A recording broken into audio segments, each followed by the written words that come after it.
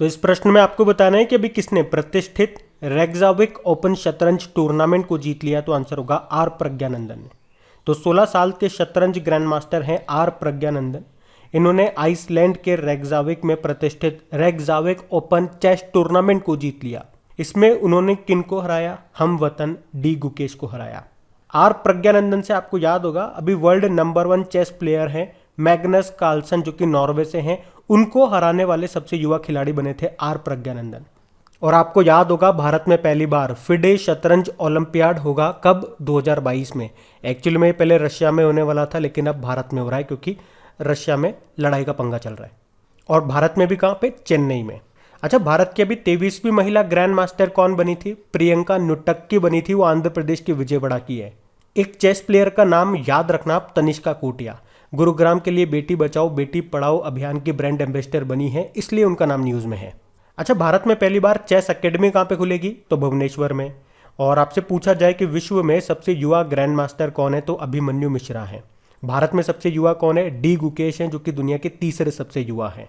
अच्छा, हमारे पहले ग्रैंड मास्टर पुरुषों में कौन है? विश्वनाथ आनंद हैं जिनकी बुक आई थी माइंड मास्टर नाम से। उन्होंने ही 1991-92 में राजीव गांधी खेल रत्न पुरस्कार सबसे पहले प्राप्त किया था, जिसे आप लोग अब मेजर ध्यानचंद खेल रत्न पुरस्कार कहते हो। उसमें पुरस्कार राशि बदल गई है, पहले 7.5 लाख रुपए हुआ करती थी, अब बढ़ा करके 25 लाख कर दी है। और महिलाओं में पहली ग्रैंड मास्टर या यूँ कह दूँ कि पहली महिला ग्रैंड मास्टर कौन है? तो एस विजयलक्ष्मी है। और पूरे विश्व में चेस को रेगुलेट करने वाली बॉडी है फिडे, जिसका हेडक्वार्टर है लुज़ेन स्विट्जरलैंड में। और चेस बोर्ड आपने देखा है, यहाँ से भी 2 प्रश्न बनते हैं आपके एग्जाम में। एक तो ये टोटल कॉलम पूछ लेगा कि कितने हैं, टोटल बॉक्सेस कितने हैं, तो 64 है। और पूछेगा कि टोटल नंबर ऑफ स्क्वायर्स कितने हैं इस चेस बोर्ड में, तो आंसर हो जाएगा 204 है। तो ये कुछ इंपॉर्टेंट पॉइंट्स मैंने आपको बताया जो न्यूज़ में थे, इनको ध्यान रखना बढ़ते आगे। तो इस प्रश्न में आपको बताना है कि अभी किसने FIH जूनियर महिला हॉकी विश्व कप 2022 का खिताब जीता, तो आंसर होगा नीदरलैंड ने। तो FIH junior women's hockey world cup 2022 जो हुआ कहाँ पे? साउथ अफ्रीका में। इसको अभी नीदरलैंड ने जीत लिया, चौथी बार जीता है ये नीदरलैंड ने। अभी किसे हराया? जर्मनी को। इसके अलावा याद रखना 2023 में जो महिला FIH hockey junior world cup का 10वां संस्करण होगा वो कहाँ पे होगा? चिली की कैपिटल सैंटियागो में होगा। नीदरलैंड की कैपिटल एम्स्टर्डम हो गई, करेंसी यूरो है, प्रधानमंत्री है मार्क रुट्टे। और अभी आपने देखा था Obaidullah Khan heritage hockey cup को किसने जीता? भारतीय रेलवे ने आर्मी 11 को हरा करके, जो कि हुआ था भोपाल मध्य प्रदेश में। और आपने याद होगा दूसरा national ice hockey mains championship हुआ था जम्मू कश्मीर के गुलमर्ग में, जिसको ITBP ने जीता था लद्दाख को हरा करके। और अभी जो नवा महिला राष्ट्र आइस हॉकी चैंपियनशिप हुआ था 2022 में, पहली बार हुआ ये हिमाचल प्रदेश में, जिसको लद्दाख ने जीता था। उसके अलावा टोक्यो ओलंपिक 2020 को आप कैसे भूल सकते हो? भारतीय पुरुष हॉकी टीम ने ब्रोंज मेडल जीता जर्मनी को हरा करके। और जर्मनी हार गया एक और मैच में, किसी बात कर रहा हूँ? Men's hockey junior world cup 2021 जो कि उड़ीसा में हुआ था, उसमें अर्जेंटीना जीता था, जर्मनी हारा था। तो ये सब याद रखना, पढ़ते आगे। चलिए बताइए 2023 में कौन सा देश स्ट्रीट चाइल्ड क्रिकेट विश्व कप की मेजबानी करेगा? तो आंसर होगा भारत। तो भारत याद रखना 2023 में street child cricket world cup की मेजबानी करेगा। और इस वर्ल्ड कप का आयोजन street child United and save the children India के द्वारा किया जाएगा। और चाइल्ड से आपको एक दिन याद आएगा, वीर बाल दिवस। ये हम लोग मनाएंगे अब से 26 दिसंबर को। बाकी बाल दिवस तो आप जानते ही हो 14 नवंबर को होता है, और विश्व बाल दिवस होता है 20 नवंबर को। तो ये याद रखना, आप पढ़ते आगे। बताइए 71वीं सीनियर नेशनल बास्केटबॉल चैंपियनशिप इसको किसने जीता? तमिलनाडु ने। तो हुई कहाँ पे ये 71वीं नेशनल बास्केटबॉल चैंपियनशिप? चेन्नई में हुई। और पुरुष वर्ग में बात करोगे तो तमिलनाडु ने जीत लिया पंजाब को हरा करके। महिला वर्ग में बात करोगे तो रेलवे ने जीत लिया तेलंगाना को हरा करके। इतना सा आपको याद रखना है। हम बढ़ते आगे। अच्छा बताइए IPL इतिहास में रिटायर्ड आउट होने वाले पहले खिलाड़ी कौन बन गए? रविचंद्रन अश्विन। तो याद रखना राजस्थान रॉयल के हैं ये रविचंद्रन अश्विन। और अभी IPL 2022 में, जो कि इसका 15वां संस्करण है, इसमें लखनऊ सुपर जायंट्स के खिलाफ खेल के दौरान रिटायर्ड आउट होने वाले IPL इतिहास के पहले खिलाड़ी ये बन गए हैं। अब ये होता क्या है? तो तो देखो, अगर कोई बल्लेबाज अपनी पारी के दौरान बिना आउट हुए किसी भी कारण से वापस जाता है और वह बिना अंपायर या अपोजिट टीम के कप्तान को बताए तो उसे रिटायर्ड आउट माना जाता है। इसमें वो चला तो जाता है अपनी मर्जी से, पर टीम को ज़रूरत पड़ने पर वो उसके लिए फिर से नहीं खेल सकता। ये बात आपको याद रखनी है। तो समझ में आ गया आपको? तो नाम क्या है? रविचंद्रन अश्विन है और टीम पूछ लें तो राजस्थान रॉयल है। अच्छा, आईपीएल की चर्चा कर लेते हैं। आईपीएल से क्या क्या प्रश्न बन रहे हैं आपके। जैसे कि आपने कहा 2022 के आईपीएल ये भारत में हो रहे हैं, 15वां एडिशन है। टोटल 10 टीमें खेल रही है, 2 नई टीमें जुड़ी हैं। कौन कौन सी? अहमदाबाद टीम और लखनऊ टीम। अहमदाबाद टीम का नाम हो गया गुजरात टाइटंस, जिसके कप्तान बने हार्दिक पांड्या। लखनऊ टीम का नाम हो गया लखनऊ सुपर जायंट्स, जिसके कप्तान बने केएल राहुल। अगर प्रश्न आए देश का पहला स्पोर्ट्स यूनिकॉर्न कौन सा बना? Chennai super king. अगर प्रश्न आए मेटावर्स में एंट्री लेने वाली पहली आईपीएल टीम कौन सी बनी? तो आंसर होगा गुजरात टाइटंस। अगर प्रश्न बने 2022 और 2023 में जो आईपीएल होंगे उसका टाइटल स्पॉन्सर कौन बन गया है? तो टाटा ग्रुप। अगर प्रश्न पूछा जाए कि 2022 के जो ये आईपीएल है इसका ऑफिशियल पार्टनर कौन बना? तो आंसर होगा रुपए। और अभी आईपीएल के इतिहास में सर्वाधिक विकेट लेने वाले गेंदबाज कौन बन गए? चेन्नई सुपर किंग के ड्वेन ब्रावो। तो ये सब याद रखना प्रश्न। बढ़ते हैं आगे। चलिए बताइए, अभी किस भारतीय तैराक ने दानिश ओपन स्विमिंग मीट में पुरुषों की 200 मीटर बटरफ्लाई में स्वर्ण पदक जीता? तो आंसर होगा साजन प्रकाश ने। तो भारतीय तैराक है साजन प्रकाश, जिन्होंने भी डेनमार्क के कोपेनहेगन में दानिश ओपन स्विमिंग मीट में पुरुषों की 200 मीटर बटरफ्लाई में गोल्ड मेडल जीता है और पुरुषों की 1500 मीटर फ्री स्टाइल इवेंट में सिल्वर जीता है 16 वर्षीय वेदांत माधवन ने, जो कि एक्टर आर माधवन के बेटे हैं। अच्छा, अगर आपसे पूछा जाए अभी पैरा तीरंदाजी विश्व चैंपियनशिप में सिल्वर जीतने वाली पहली भारतीय कौन बनी थी? तो आंसर होगा पूजा जातियान, ये हरियाणा की है। और एक गोल्फ प्लेयर हैं, नाम है रिया जादौन। अभी इन्होंने 11वीं DGC ladies open amateur golf championship को जीता था। और अभी 23वीं महिला ग्रैंड मास्टर कौन बनी है? तो आंसर होगा प्रियंका नुटक्की, ये आंध्र प्रदेश के विजयवाड़ा से हैं। बढ़ते आगे। अच्छा बताइए, अभी हाल ही में आईपीएल में 150 विकेट लेने वाले पहले खिलाड़ी कौन बन गए? तो आंसर होगा भुवनेश्वर कुमार। तो आईपीएल के इतिहास में 150 विकेट के कीर्तिमान तक पहुंचने वाले पहले भारतीय तेज गेंदबाज बन गए हैं। कौन? भुवनेश्वर कुमार। उन्होंने मुंबई के डॉक्टर डीवाई पाटिल स्टेडियम में पंजाब किंग्स के खिलाफ और सनराइजर्स हैदराबाद के लिए खेलते हुए ये उपलब्धि हासिल की है। और वैसे मैं आपको बता दूं, ड्वेन ब्रावो और लसित मलिंगा के बाद भुवनेश्वर कुमार आईपीएल में 150 विकेट लेने वाले तीसरे तेज गेंदबाज हैं। अच्छा, आईपीएल की बात करेंगे तो इस साल ये इसका 15वां एडिशन है, जो कि भारत में हो रहा है। टोटल 10 टीमें खेल रही हैं, 2 नई टीमें शामिल हुई हैं, अहमदाबाद टीम और लखनऊ टीम। अहमदाबाद टीम का जो नाम है वो क्या हो गया? गुजरात टाइटंस, इसके कप्तान है हार्दिक पांड्या। और लखनऊ टीम का नाम हो गया लखनऊ सुपर जायंट्स, जिसके कप्तान है केएल राहुल। अच्छा, अगर आपसे प्रश्न पूछा जाए कि देश का पहला स्पोर्ट्स यूनिकॉर्न कौन सा बना? तो आंसर होगा चेन्नई सुपर किंग।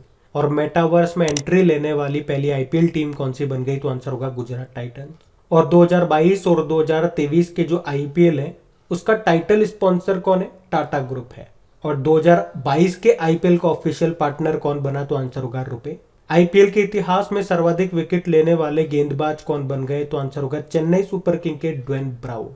तो ये सब याद रखना। बढ़ते आगे।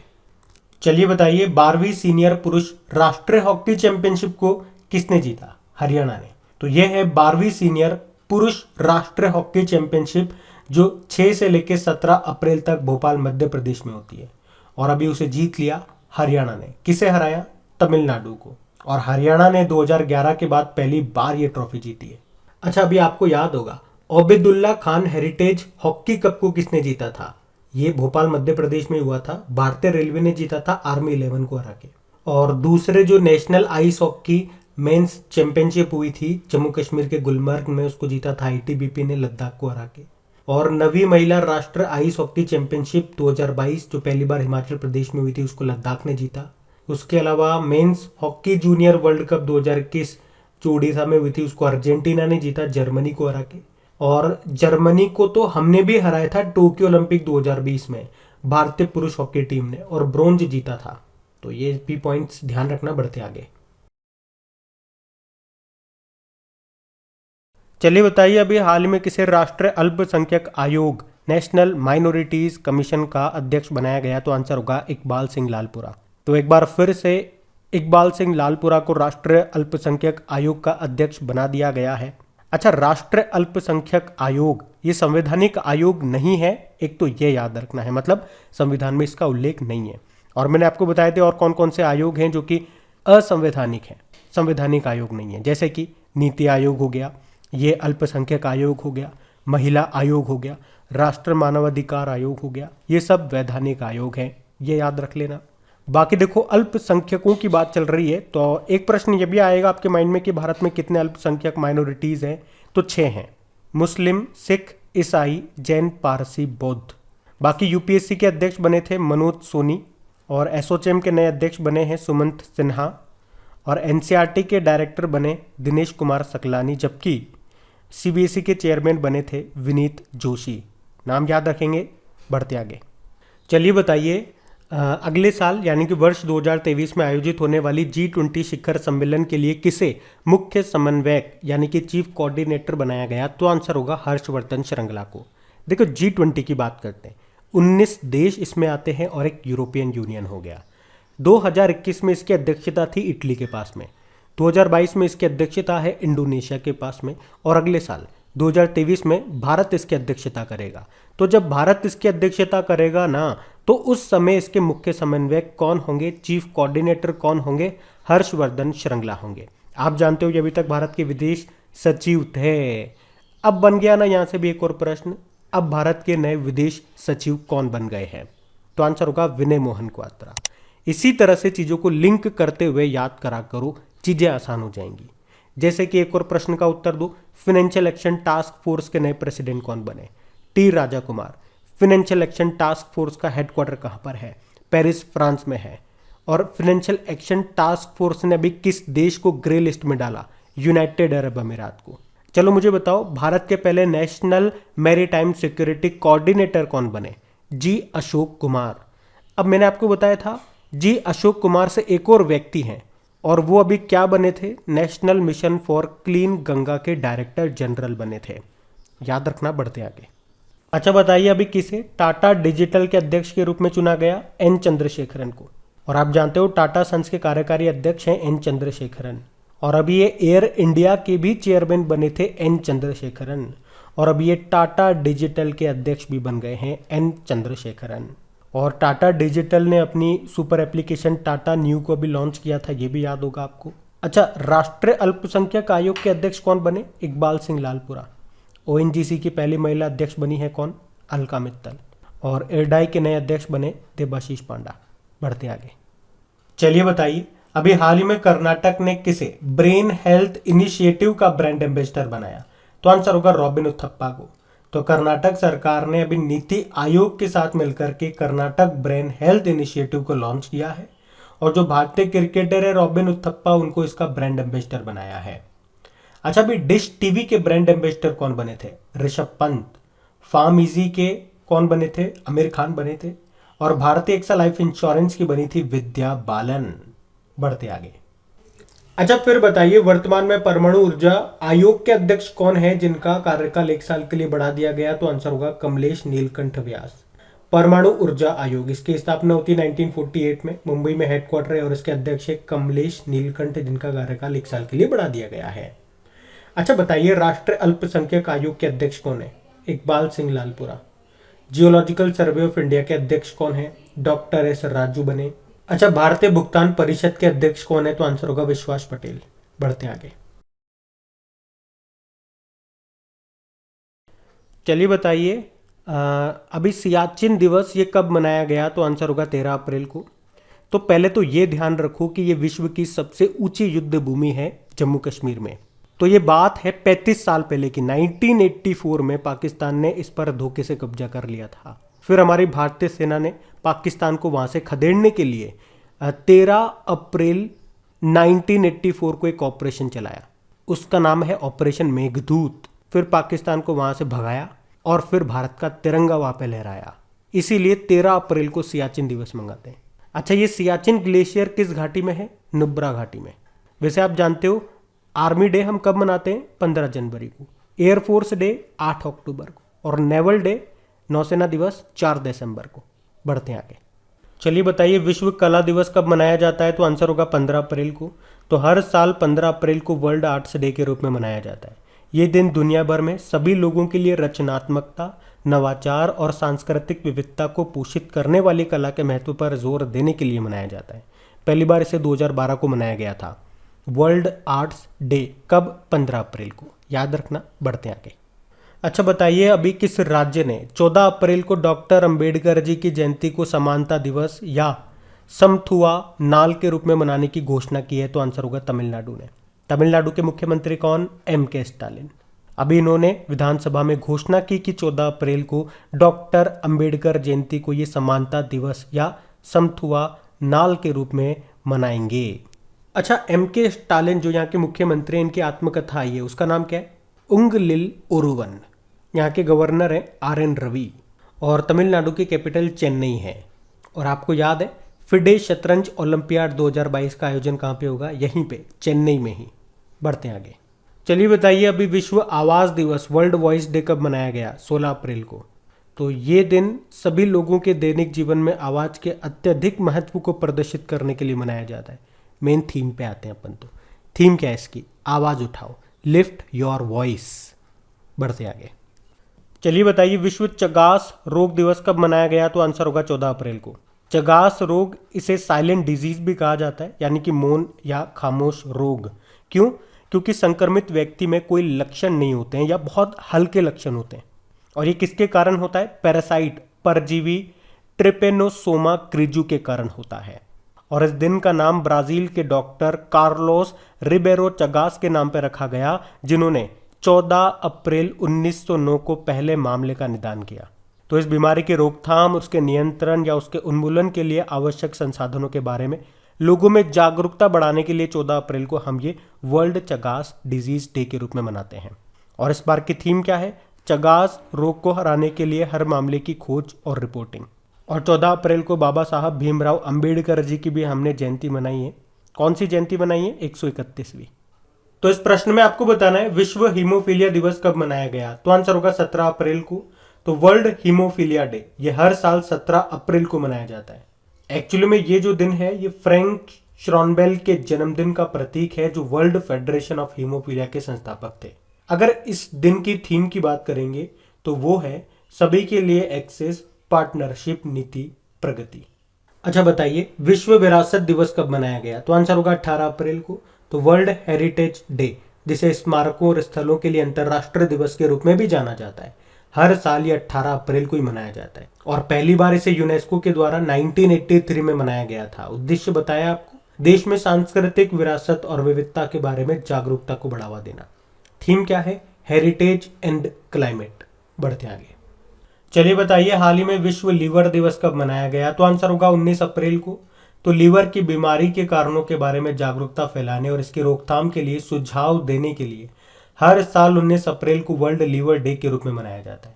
अच्छा, लीवर याद रखना, ये त्वचा यानी कि स्किन के बाद शरीर का सबसे बड़ा अंग है। और लीवर ये हमारे शरीर की सबसे बड़ी ग्रंथि यानी कि ग्लैंड भी है। लेकिन अगर प्रश्न एग्जाम में आ जाए कि मानव शरीर की सबसे बड़ी अंतःस्रावी ग्रंथि एंडोक्राइन ग्लैंड कौन सी है? तो आंसर होगा थायराइड, जो गले में होती है। अभी आपको याद होगा वैज्ञानिकों ने इंसान के शरीर में एक नया अंग भी खोजा है जिसका नाम रखा है रेस्पिरेटरी एयरवे सेक्रेटरी। कहां पे खोजा?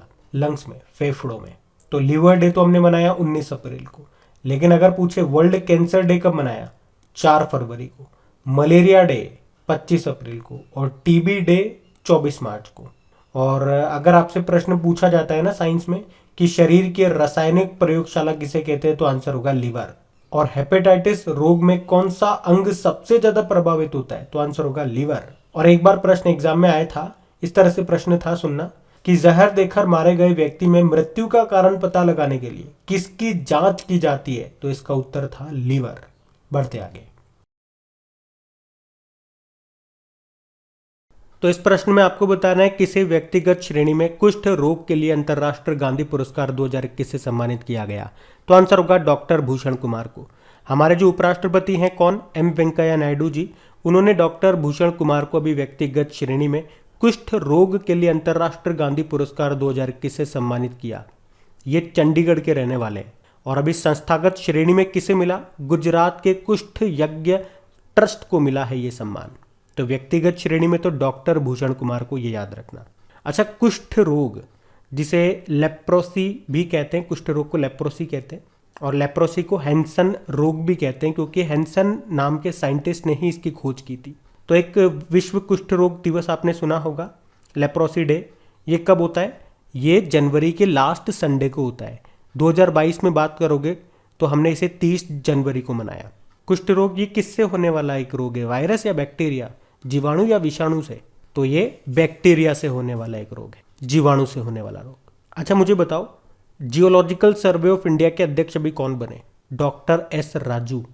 और कछुओं के संरक्षण के लिए बेहलर टर्टल कंजर्वेशन अवार्ड 2021 को किसने जीता? डॉक्टर शैलेंद्र सिंह ने। अभी 22वां लाल बहादुर शास्त्री पुरस्कार किसने जीता? डॉक्टर रणदीप गुलेरिया ने। और गांधी पुरस्कारों की बात है तो आपको याद दिला दूं, 2019 का गांधी शांति पुरस्कार ये मिला ओमान के स्वर्गीय सुल्तान कबूस बिन सैयद अल सैद को।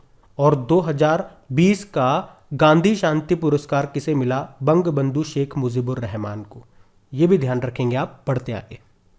चलिए बताइए अभी किसे मेलकम आदिशेषिया पुरस्कार 2022 के लिए चुना गया? तो आंसर होगा प्रभात पटनायक को। जाने माने भारतीय अर्थशास्त्री हैं प्रभात पटनायक, जिनको मेलकम आदिशेषिया पुरस्कार 2022 के लिए चुना गया।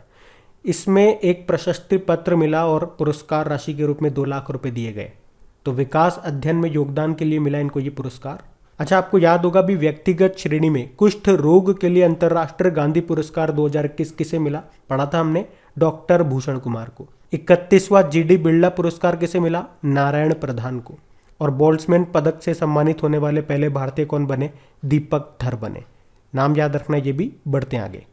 अच्छा बताइए, हाल ही में किसे PEN Barbey Freedom to Write Award के लिए चुना गया? तो आंसर होगा व्लादिस्लाव येस्पोंके।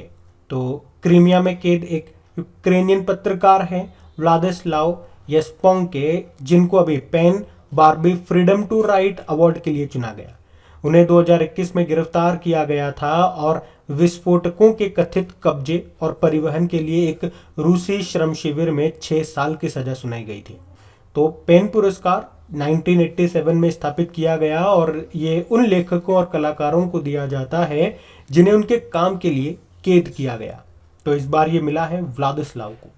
चलो मुझे तो आप ये बताओ, world press photo of the year 2022 के लिए किसे चुना गया?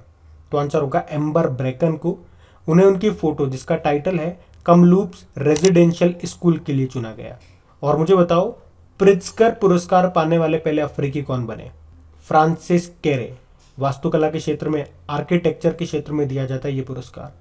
और स्टॉकहोम वाटर प्राइज 2022 को जीता है विल्फ्रेड बुटसर्ट ने। और याद रखना, ये दुनिया का सबसे प्रतिष्ठित जल पुरस्कार है। बढ़ते आगे। अच्छा बताइए, हाल ही में दृष्टिबाधित लोगों के लिए देश का पहला रेडियो चैनल लॉन्च किया गया, उसका नाम बताइए। बड़ा इंपॉर्टेंट प्रश्न है, आंसर इसका हो जाएगा रेडियो अक्ष। तो अभी दृष्टिबाधित लोगों के लिए देश का पहला रेडियो चैनल लॉन्च किया गया जिसका नाम क्या है? रेडियो अक्ष। कहाँ लॉन्च किया गया? तो आंसर होगा नागपुर में। और रेडियो से आपको याद होगा वर्ल्ड रेडियो डे, ये मनाया जाता है 13 फरवरी को।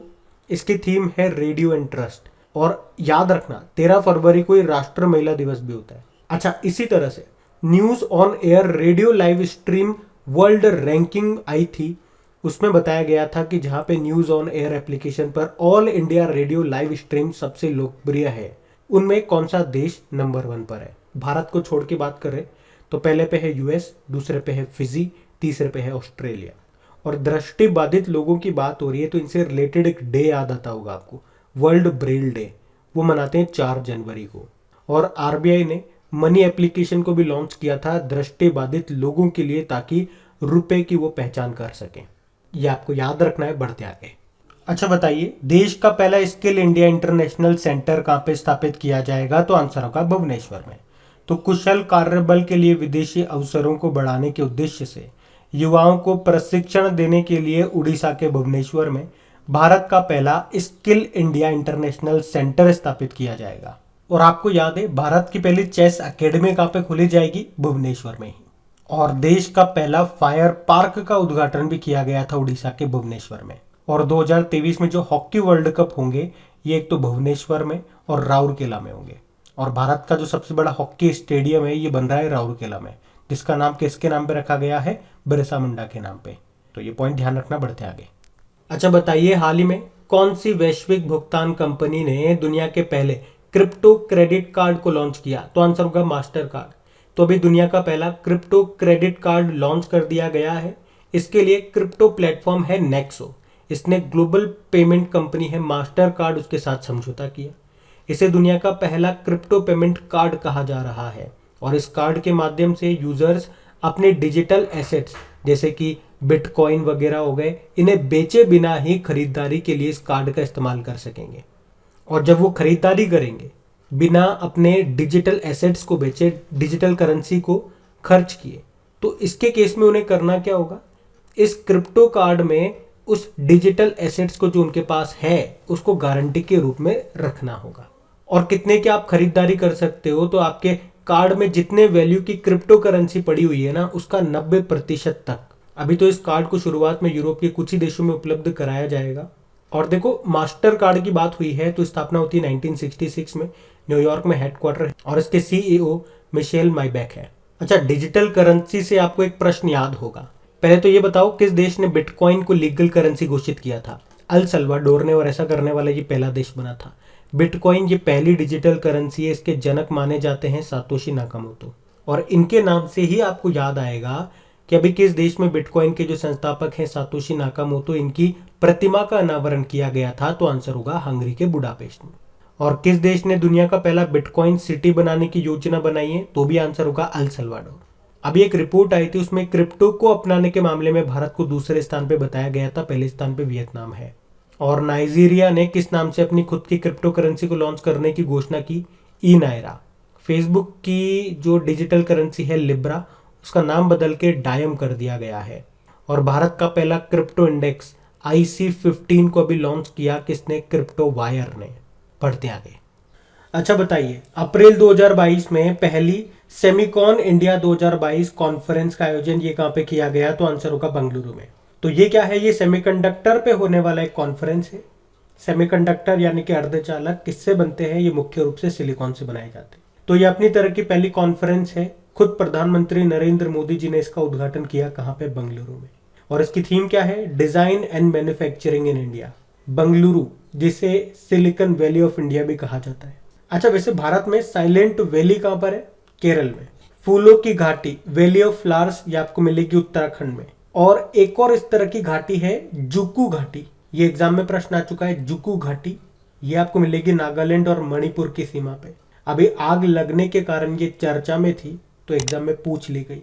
चलो मुझे बताओ, कौन सी भारतीय कंपनी है भारत में सेमीकंडक्टर का जो निर्माण करेगी? तो आंसर होगा वेदांता। और world's top semiconductor company in 2021 कौन सी बन गई? तो आंसर होगा सैमसंग। दूसरे पे चली गई इंटेल। और अभी जो हमारे IT मिनिस्टर हैं और जो रेलवे मंत्री हैं अश्विनी वैष्णव, इन्होंने इंडिया सेमीकंडक्टर मिशन को लॉन्च किया। बढ़ते आगे। अच्छा बताइए, हाल ही में भारत के पहले पोर्टेबल सोलर रूफटॉप सिस्टम का अनावरण कहाँ पे किया गया? तो आंसर होगा गुजरात में। तो अभी भारत में पहले पोर्टेबल सोलर रूफटॉप सिस्टम का उद्घाटन गुजरात के गांधीनगर में स्वामी नारायण अक्षरधाम मंदिर परिसर में किया गया। और इस 10 फोटोवोल्टिक PV पोर्ट सिस्टम का निर्माण नई दिल्ली की सर्वोटेक पावर सिस्टम लिमिटेड और जर्मनी की एक कंपनी ने मिलकर किया है। अच्छा मुझे तो ये बताओ, सौर ऊर्जा सोलर एनर्जी से संचालित होने वाला दुनिया का पहला एयरपोर्ट कौन सा बना? तो आंसर होगा कोचीन इंटरनेशनल एयरपोर्ट। और नासा का पार्कर सोलर प्रोब, इसने इतिहास में पहली बार सूर्य की ऊपरी वायुमंडल में प्रवेश किया था। वैसे भारत का पहला सोलर मिशन, उसका नाम क्या है? आदित्य L1 है। बढ़ते आगे। चलिए बताइए, हाल ही में उत्सव पोर्टल किस मंत्रालय के द्वारा शुरू की गई एक डिजिटल पहल है? पर्यटन व संस्कृति मंत्रालय। तो हमारे पर्यटन व संस्कृति मंत्री कौन है? जी किशन रेड्डी हैं। अभी उन्होंने ही उत्सव पोर्टल को लॉन्च किया है। आप जानते हो आज़ादी के 75 वर्ष को हम आज़ादी के अमृत महोत्सव के रूप में मना रहे हैं, सबको पता है। और अभी इसी के लिए ये उत्सव पोर्टल लॉन्च किया गया। अब इसमें होगा क्या, तो जितने भी भारत के प्रमुख पर्यटक स्थल है वहाँ से आपको लाइव दिखाया जाएगा, वहाँ के जो कार्यक्रम हो गए, वहाँ के त्यौहार, वहाँ के मेले आपको लाइव दिखाए जाएंगे इस पोर्टल से। अच्छा, इसी लाइव दिखाने का एक वेबसाइट आपको याद आता होगा, संस्कृति मंत्रालय ने ही उसको लॉन्च किया था। टेम्पल 360 नाम से एक वेबसाइट लॉन्च किया था इन्होंने, जो भारत के मंदिर के जो अनुष्ठान हो गए उनको लाइव दिखाने के लिए इसको लॉन्च किया था, याद आया। उसी तरह से अभी संस्कृति मंत्रालय ने अखिल भारतीय कार्यक्रम झरोखा इसको भी शुरू किया था, ये भी ध्यान रखना। बढ़ते आगे, चलिए बताइए, अभी हाल ही में चर्चा में रहा EDAR पोर्टल का संबंध किस मंत्रालय से है, तो आंसर होगा सड़क परिवहन व राजमार्ग मंत्रालय। पहले इसकी फुल फॉर्म देखो, इलेक्ट्रॉनिक डिटेल्ड एक्सीडेंट रिपोर्ट, यानी कि विस्तृत दुर्घटना रिपोर्ट। और इसे अभी किस मंत्रालय ने लॉन्च किया, तो याद रखना सड़क परिवहन मंत्रालय, जिसके मंत्री हैं नितिन गडकरी, जिनका निर्वाचन क्षेत्र है नागपुर। और इसे सरकार ने बीमा कंपनियों के परामर्श से तैयार किया है। अब इसको लॉन्च करने से होगा क्या, तो ये सड़क दुर्घटनाओं की तत्काल जानकारी प्रदान करेगा, ये दुर्घटना मुआवजे के दावों में तेजी लाने में भी मदद करेगा, और यहाँ पे दुर्घटना में शामिल वाहनों, दुर्घटना की तारीख और प्रथम सूचना रिपोर्ट संख्या का डेटा भी रखा जाएगा। अभी आपको याद होगा नितिन गडकरी जी को माधव राज पुरस्कार भी मिला था। चलो मुझे बताओ, अभी टेम्पल 360 पोर्टल को किस मंत्रालय ने शुरू किया था, संस्कृति मंत्रालय ने। और अगर पूछा जाए सुपेश पोर्टल और फास्टर जो एप्लीकेशन है उसको लॉन्च किया था किसने, या इसका संबंध किससे है, सुप्रीम कोर्ट से। अच्छा, एक प्रश्न मैं आप लोगों से पूछूंगा, अभी किस IIT के द्वारा किसान एप्लीकेशन को लॉन्च किया गया था, ये बताइए आप तो। और आगे बढ़ने से पहले बता दूं कि 2022 में जितने भी IIT से रिलेटेड क्वेश्चन आप करंट अफेयर्स में पढ़ रहे हो, उनकी सेपरेट क्विज बना करके आपकी क्रैक एग्जाम एप्लीकेशन पे अपलोड कर दी गई है। जैसे ही क्रैक एग्जाम एप्लीकेशन खोलोगे, जो टॉपिक वाइज वाला सेक्शन है उसमें 2022 वाले में एंट्री करना, वहां पे आपको सारी टॉपिक वाइज क्विजेज मिल जाएंगी, awards, appointments, military exercise, ranking indexes, Bharat में जो भी चीजें पहली बार हुई है वगैरह वगैरह, काफी सारी चीजें। वहीं पे IIT वाला सेक्शन भी मिल जाएगा, जहाँ पे सारे संबंधित प्रश्न आपके IIT से रिलेटेड होंगे जो आपने करंट अफेयर्स में पढ़े। तो वहां पे वो क्विज आप लगा सकते हैं और अपना स्कोर चेक कर सकते हैं। अभी हम बढ़ते आगे। अच्छा बताइए, अभी हाल ही में किस देश ने दुनिया के पहले एंटी मिसाइल लेजर सिस्टम का सफल परीक्षण किया, तो आंसर होगा इजराइल ने। तो इजराइल जो अभी तक अपनी आयरन डोम पद्धति के लिए जाना जाता था, पर अभी इजराइल ने दुनिया में पहली बार लेजर मिसाइल डिफेंस सिस्टम का सफल परीक्षण किया है, और इसी मिसाइल डिफेंस सिस्टम को नाम दिया है आयरन बीम। ये याद रखना आप। आयरन डोम में आपको पता है क्या होता था, जैसे कि दुश्मन की मिसाइल आती है तो आयरन डोम पद्धति क्या करती है, उसे हवा में ही नष्ट कर देती है। और कैसे करती है, उस मिसाइल को फोड़ने के लिए ये खुद एक मिसाइल छोड़ती है। तो ये जो प्रोसेस है आप देखोगे काफ़ी महंगा पड़ता है। दुश्मन की मिसाइल को फोड़ने के लिए हमें खुद एक मिसाइल बनानी पड़ेगी, पैसा खर्च करना पड़ेगा, और वो मिसाइल जाकर के दुश्मन की मिसाइल को फोड़ेगी। और साथ में इसकी एफिशिएंसी भी 100% नहीं होती है। जैसे कि दुश्मन ने 100 मिसाइलें दागी तो ये 90, 95, 95 मिसाइलें ही मार पाएगी, बाकी 5-6 तो आप देखोगे आपके एरिया में गिरेगी ही गिरेगी। मतलब पैसा भी खर्च हो रहा है काफ़ी, फिर भी आपके एरिया में कुछ तो मिसाइलें गिर रही है, कुछ तो तबाही हो ही रही है। तो अब इजराइल लेकर के आया है ये लेजर बीम पद्धति, जिसका अभी उसने सफल परीक्षण कर लिया। कहाँ पे किया, इजराइल में एक नेगेव डेजर्ट है वहाँ पे। तो पूछा जा सकता है नेगेव डेजर्ट कहाँ पर है, इजराइल में है। इस लेजर बीम पद्धति का फायदा क्या है, इसका खर्चा बहुत कम आने वाला है। मतलब एक शॉट का खर्च आएगा $3.5, इंडियन रुपीज में बात करोगे तो लगभग $250 के आसपास। देखो, इजराइल की कैपिटल जेरूसलम है, करेंसी है इजरायली न्यू शेकेल, प्रधानमंत्री हैं नेफ्ताली बेनेट और प्रेसिडेंट है इसाक हर्जोग। बढ़ते आगे, चलिए बताइए अप्रैल 2022 में कहाँ पर एकीकृत फायर पावर अभ्यास कृपाण शक्ति का आयोजन किया गया, तो आंसर होगा सिलीगुड़ी, पश्चिम बंगाल में। तो कृपाण शक्ति ये एक फायर पावर अभ्यास है, मतलब सटीक निशाना लगाने का अभ्यास है, एक्सरसाइज है। कहाँ पे हुआ, पश्चिम बंगाल के सिलीगुड़ी में हुआ। और इसका आयोजन किसने किया, त्रिशक्ति कोर ने। हमने एक एक्सरसाइज किया था, उसका नाम क्या है। अच्छा, एग्जाम में अगर आपसे पूछा जाए कि अभी 2022 में पैसेक्स नाम का एक्सरसाइज हमने किसके साथ किया, रशिया के साथ। अभी धर्मा गार्जन नाम का एक्सरसाइज हमने किया था कर्नाटक के बेलगांव में, किसके साथ, जापान के साथ। अभी राजस्थान के जोधपुर में ईस्टर्न ब्रिज नाम का एक्सरसाइज हमने किया था, किसके साथ, ओमान के साथ। और अभी दस्तलिक नाम का एक्सरसाइज हमने किया था उज्बेकिस्तान के साथ में। और लिमितिये नाम का एक्सरसाइज किसके साथ किया? सेशेल्स के साथ में। अभी वरुण नाम का एक्सरसाइज किया था हमने फ्रांस के साथ में। और स्लाइनेक्स नाम का एक्सरसाइज किया हमने श्रीलंका के साथ में। तो ये सब याद रखना, बढ़ते हैं आगे। अच्छा बताइए, अप्रैल 2022 में राष्ट्रीय स्तर का प्रदूषण प्रतिक्रिया अभ्यास नेट पॉल रेक्स ये कहाँ पे शुरू हुआ? तो आंसर होगा गोवा में। तो ये चला 19 और 20 अप्रैल को, ये इसका 8वां संस्करण है। नेट पॉल रेक्स का मतलब होता है नेशनल पॉल्यूशन रिएक्शन एक्सरसाइज। किसने किया? इंडियन कोस्ट गार्ड ने। कहाँ पे? गोवा के मोरमुगांव बंदरगाह पे। जिसका उद्देश्य क्या है? समुद्र में तेल रिसाव से जो प्रदूषण होता है ना, उस प्रदूषण को रोकने के लिए इसका आयोजन किया गया। अच्छा, अगर मैं आपसे पूछूं कि भारत का हर घर जल वाला पहला राज्य कौन सा बना? तो आंसर होगा गोवा। और भारत का रेबीज मुक्त पहला राज्य भी गोवा ही है। याद रखना ये पॉइंट भी, बढ़ते आगे।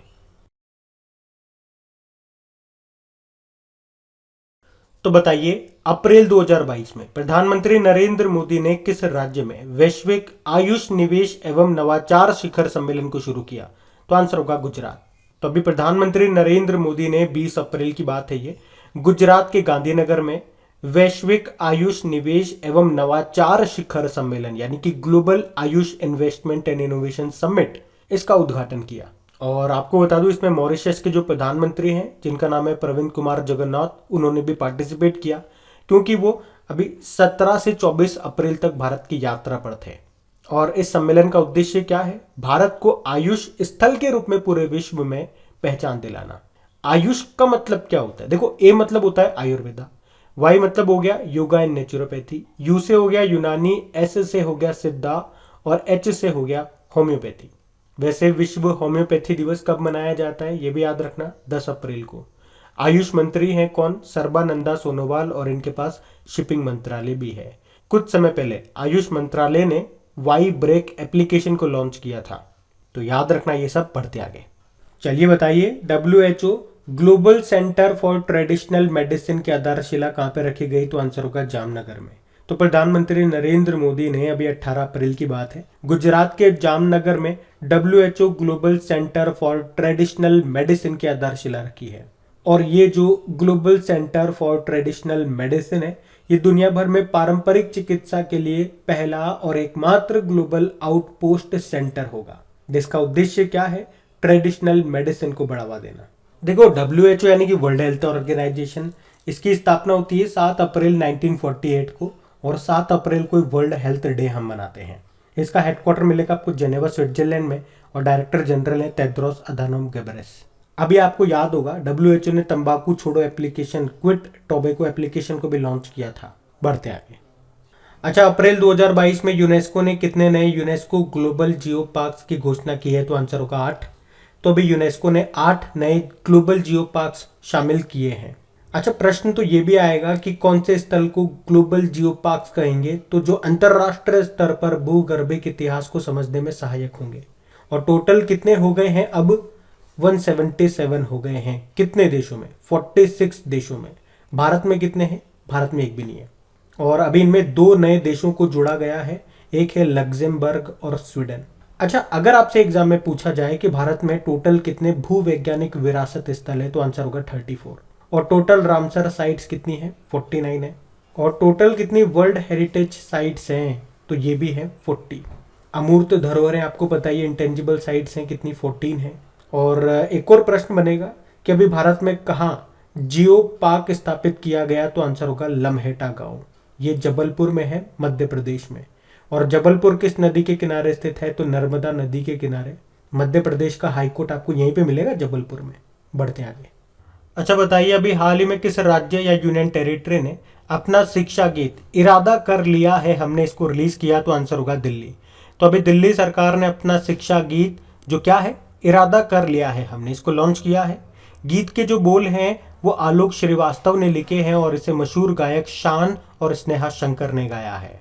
और इस गीत के साथ दिल्ली दुनिया का पहला ऐसा राज्य बन गया है जो सभी के लिए शिक्षा के लिए अपनी आकांक्षाओं और समर्पण को स्पष्ट रूप से परिभाषित करता है। अच्छा मुझे बताओ, टोक्यो ओलंपिक का थीम सॉन्ग क्या था? लक्ष्य तेरा सामने है। उसको गाया था मोहित चौहान ने। और टोक्यो पैरालंपिक का थीम सॉन्ग क्या था? कर दे कमाल तू, जिसको गाया था संजीत कुमार ने। अच्छा बताओ मुझे, भारत की राजधानी दिल्ली कब बनी थी? देखो इसकी घोषणा तो 1911 में हुई थी और बनी कब थी? 1912 में। बढ़ते आगे। अच्छा बताइए, अभी हाल ही में किस बैंक ने सैलेंट मॉडल बैंक पुरस्कार जीता है? तो आंसर होगा इंडसइंड बैंक। तो अब इंडसइंड बैंक को best in class enterprise payment hub बनाने के लिए पेमेंट सिस्टम ट्रांसफॉर्मेशन की श्रेणी के तहत ग्लोबल सैलेंट मॉडल बैंक पुरस्कार से सम्मानित किया गया। इंडसइंड बैंक स्थापना होती है 1994 में। मुंबई में हेडक्वार्टर है, एमडी है सुमन कतपालिया, और इसकी टैगलाइन होती है we make you feel richer. बढ़ते आगे।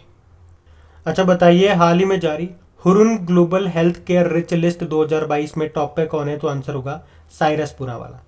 तो अभी हुरुन ग्लोबल रिच लिस्ट 2022 ये जारी किया गया, जिसमें सीरम इंस्टीट्यूट ऑफ इंडिया के जो सीएमडी है डॉक्टर साइरस पूनावाला ये सबसे ऊपर है। यानी कि हेल्थ केयर सेक्टर में 2022 में सबसे अमीर अरबपति बन गए हैं साइरस पूनावाला।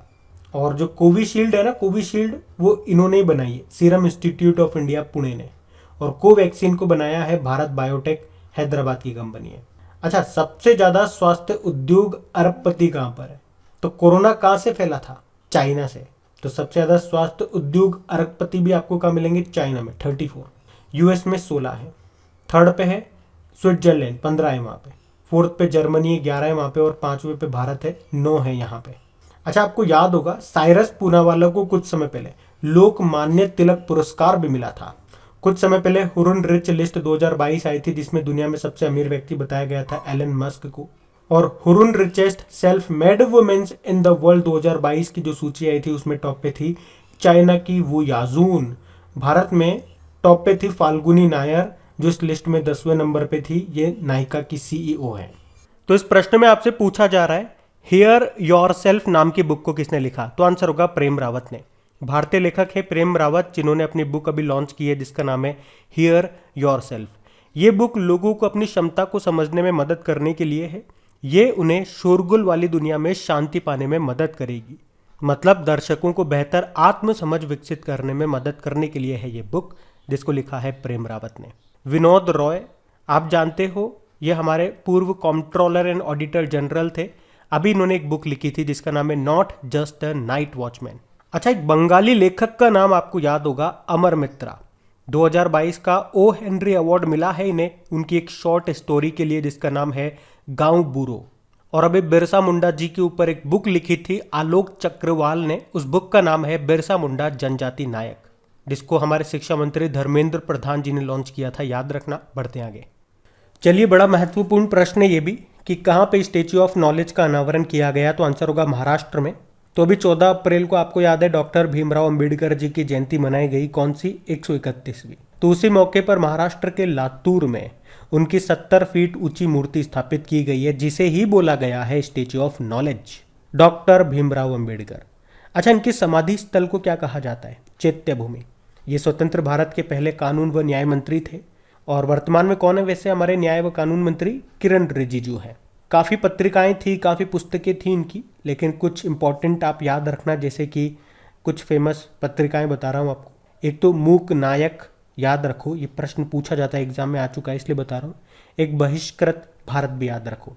पुस्तकों में से आप याद रख लो जाति प्रथा का अंत, ये इनकी एक फेमस पुस्तक है। और बाबा साहब से मैं आपको करंट अफेयर्स का एक और प्रश्न बताता हूँ, ध्यान से सुनना। ये बात है 2021 की। प्रधानमंत्री नरेंद्र मोदी जी ने बाबा साहेब अम्बेडकर जी से संबंधित 4 बुकों को लॉन्च किया था, और उसको लिखा किसने था? ये भी याद रखो, किशोर मकवाना ने। अब उन बुकों के नाम सुनो। डॉक्टर अंबेडकर जीवन दर्शन, डॉक्टर अंबेडकर व्यक्ति दर्शन, डॉक्टर अंबेडकर राष्ट्र दर्शन और डॉक्टर अंबेडकर आयाम दर्शन। अब यहाँ पे बात स्टेच्यू की भी हो रही है, तो इससे भी लिंक करके 4-5 चीज़ें याद कराता हूँ, ध्यान से सुनते जाना, याद है तो साथ साथ बोलते जाना। स्टेच्यू ऑफ इक्विलिटी आपको याद है कहाँ पे स्थापित की गई? हैदराबाद में। संत रामानुजाचार्य जी की स्टेच्यू है, 216 फीट ऊंची है। स्टेच्यू ऑफ यूनिटी तो सबको याद होगा, केवड़िया गुजरात में है। सरदार वल्लभ भाई पटेल जी की दुनिया की सबसे ऊंची स्टेच्यू है, गुजरात में नर्मदा नदी के किनारे साधु बेट द्वीप पर स्थित है ये। और स्टेच्यू ऑफ पीस ये आपको मिलेगी पाली राजस्थान में। और इसी के साथ याद रख लो बोध गया में बन रही है भगवान बुद्ध की दुनिया की सबसे लंबी प्रतिमा, लगभग 100 फीट लंबी है वो। तो जो भी इंपॉर्टेंट स्टेचू मूर्तियां हैं वो मैंने आपको इसमें कवर करने की कोशिश की, इनको ध्यान रखना। बढ़ते हैं आगे। चलिए बताइए, अप्रैल 2022 को प्रधानमंत्री नरेंद्र मोदी ने कहां पर प्रधानमंत्री संग्रहालय का उद्घाटन किया? तो आंसर होगा नई दिल्ली में। ये बात है 14 अप्रैल 2022 की। प्रधानमंत्री नरेंद्र मोदी ने नई दिल्ली में प्रधानमंत्री म्यूजियम का उद्घाटन किया है। अब इसमें होगा क्या? तो अभी तक भारत के जो भी प्रधानमंत्री रह चुके हैं उनकी उपलब्धियों के बारे में युवा पीढ़ी को जानने को मिलेगा यहाँ पे। अच्छा, म्यूजियम से एक करंट अफेयर्स का प्रश्न बनेगा आपका कि भारत का पहला ओपन रॉक म्यूजियम कहाँ पे खुला? तो आंसर होगा हैदराबाद में। और अगर मैं पूछ लूँ कि भारत का पहला मैरीटाइम म्यूजियम समुद्री संग्रहालय कहाँ पे खुलेगा? गुजरात के लोथल में। भारत का पहला लेबर मूवमेंट म्यूजियम कहाँ पे खुलेगा? केरल के अलापुझा में। भारत का पहला डिजिटल फूड म्यूजियम कहाँ पे खुलेगा? तमिलनाडु के तंजावुर में। और इंटरनेशनल म्यूजियम डे कब मनाते हैं? 18 मई को। याद रखना ये। बढ़ते आगे। बताइए, माई जीओवी द्वारा संचालित सबका विकास महाक्विज का विषय क्या है? आत्मनिर्भर भारत। तो हमारे इलेक्ट्रॉनिक्स एंड आईटी मिनिस्ट्री के तहत माई जीओवी सबका विकास महाक्विज श्रृंखला का आयोजन कर रहा है। तो ये देश की अब तक की सबसे बड़ी प्रश्नोत्तरी प्रतियोगिता है, जिसका उद्देश्य क्या है? प्रतिभागियों को विभिन्न सरकार की योजनाओं और पहलों के बारे में जानकारी उपलब्ध कराना। तो पहली प्रश्नोत्तरी का विषय क्या रहा? प्रधानमंत्री गरीब कल्याण अन्न योजना। याद रखना ये। बढ़ते हैं आगे। चलिए बताइए, अप्रैल 2022 में प्रधानमंत्री नरेंद्र मोदी ने कहां पर हनुमान जी की 108 फीट ऊंची प्रतिमा का अनावरण किया? मोरबी, गुजरात। तो अभी 16 अप्रैल की बात है, हनुमान जयंती मनाई हमने, और उसी मौके पर प्रधानमंत्री नरेंद्र मोदी ने मोरबी, गुजरात में हनुमान जी की 160 फीट ऊंची प्रतिमा का अनावरण किया। इस मूर्ति में राम राम मंत्र लिखी 7 लाख चिट्ठियां भी समाहित हैं। टोटल हाइट कितनी है वैसे इसकी? 130 फीट है, जिसमें नीचे का जो भवन है वो भी आ गया। नीचे का भवन हटा दोगे तो पाँव से लेकर सर तक की इस मूर्ति की ऊंचाई कितनी है? 108 फीट मैंने आपको बताई। एक्चुअली में भगवान हनुमान जी से जुड़े 4 धाम के तहत देश के चारों दिशाओं में हनुमान मूर्तियां लगनी हैं। पहली मूर्ति 2010 में उत्तर में शिमला में लगी थी, और ये मोरबी, गुजरात वाली दूसरी है। तीसरी स्थापित होगी दक्षिण में रामेश्वरम में। ध्यान रखना। बढ़ते आगे। चलिए बताइए, हुनर हाट का भी 40वां संस्करण का आयोजन कहाँ पे हुआ? तो आंसर होगा मुंबई में। तो अभी 16 अप्रैल को मुंबई में हुनर हाट का 40वां संस्करण शुरू हुआ। कब से कब तक? 16 से लेकर 27 अप्रैल तक। तो केंद्रीय अल्पसंख्यक मामलों के द्वारा इसका आयोजन किया जा रहा है, जिसका उद्देश्य क्या है? अल्पसंख्यक समुदाय के जो कारीगर हैं, जो शिल्पकार हैं, उन्हें एक मंच उपलब्ध कराना, उन्हें रोजगार के अवसर प्रदान करना। और इस आयोजन की टैगलाइन क्या है? शिल्प, भोजन और संस्कृति का संगम। अभी मुंबई से आपको याद होगा, एक तो मुंबई और हैदराबाद, इसको tree city of the world के रूप में मान्यता दी गई है 2021 के लिए। और 2023 में अंतर्राष्ट्रीय ओलंपिक समिति सत्र की मेजबानी करेगा मुंबई। उसके अलावा भारत की पहली वाटर टैक्सी सेवा का उद्घाटन कहाँ पे किया गया था? मुंबई में ही। मुंबई से अहमदाबाद चलेगी बुलेट ट्रेन, जिसका पहला स्टेशन कहाँ पे तैयार हो रहा है? सूरत में।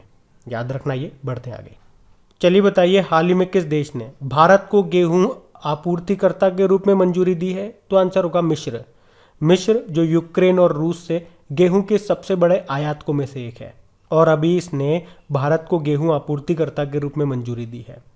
तो जो ये मिस्र है, ये भारत से 1 मिलियन टन गेहूं आयात करना चाहता है। आयात मतलब इंपोर्ट। और अभी अप्रैल 2022 में 2,40,000 टन की आवश्यकता होगी, इसने ऐसा कहा। आपको याद होगा, यूनाइटेड नेशन जनरल असेंबली ने किस वर्ष को मोटे अनाज का अंतर्राष्ट्रीय वर्ष, ईयर ऑफ मिलेट्स के रूप में घोषित किया? 2023 को। भारत का पहला ग्रेन एटीएम कहाँ पे स्थापित किया गया? गुरुग्राम में। और भारत, याद रखना, अरब देशों को फूड एक्सपोर्ट करने के मामले में टॉप पे आ गया। किसको पीछे छोड़ा? ब्राजील को। देखो, मिस्र यानी कि इजिप्ट बोल दीजिए, कैपिटल इसकी कायरो है, इजिप्टियन पाउंड करेंसी है, प्रेसिडेंट है अब्दुल फतेह अल सीसी। और न्यू डेवलपमेंट बैंक का चौथा मेंबर अभी कौन सा बना? इजिप्ट।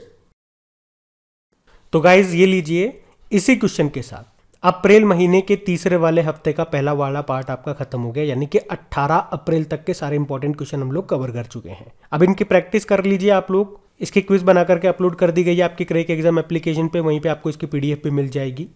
और फिर से याद दिला दूं, सेशन अच्छा लगा है, इसे चाहते हैं हम कंटिन्यू रखें हमेशा, और बिल्कुल साथ साथ रखें। जैसे 3rd वीक खत्म हुआ, 3rd वीक आपको मिल गया, 4th वीक खत्म हुआ वो आपको मिल गया, अप्रैल खत्म हुआ वो आपको मिल गया, तो प्लीज़ वीडियोस को सपोर्ट भी करें। बहुत मेहनत लगती है इन्हें बनाने में, और सिर्फ इतनी सी आप लोगों से रिक्वेस्ट रहती है कि इन्हें शेयर करके लाइक ज़रूर करें। Thank you.